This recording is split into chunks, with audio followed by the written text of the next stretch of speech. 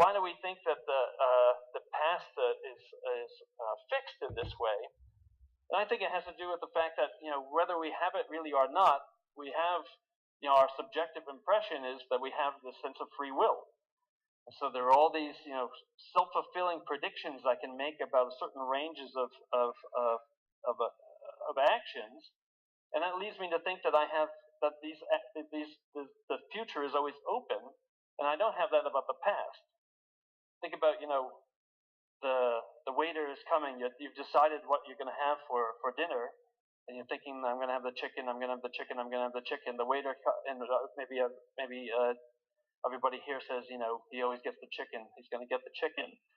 But I can always ruin your prediction. Right at that last moment. Go for the salmon. Fish. Yeah, so I go for the fish, and then and I made it so, and it seems to me that I made it so, and it's going to seem really open to me. Okay, so that's the fixed business. Why does it seem like I'm moving up through time in this way? So it seems like I'm getting closer to my death. But if this Einsteinian picture is right, it's already there. The past is already there. What's moving? There's nothing moving. Well, the way I think about it is there's you've got all these memories, and you've got these, and they're nested. So you've got memories, but not only memories, but memories of memories, and memories of memories of memories. And with these, this asymmetric stock of resources, you devise this story of a self. So I'm telling the world the story of myself, the story of Craig, and it's a fiction, but the fiction is moving up the line. And so this is what it gives me this idea that I have this, so that I think of the ego as moving. And once you have the ego moving, then I think you've got time moving. There's a nice little experiment that's done where people say, get you to shift between these two perspectives, an ego moving and time moving perspective. So if I ask you, I say, next Wednesday's meeting has been moved forward 2 days. Now which day is it on? Is it on Monday or is it on Friday?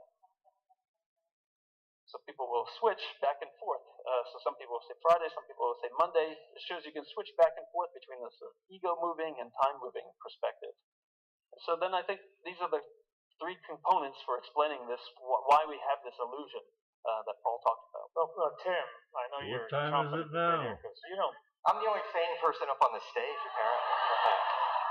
You don't think this is time is an illusion at all? No, I sometimes say I'm a wonderful professional where I can actually put food on the table, going out giving papers to defend the thesis of time passes.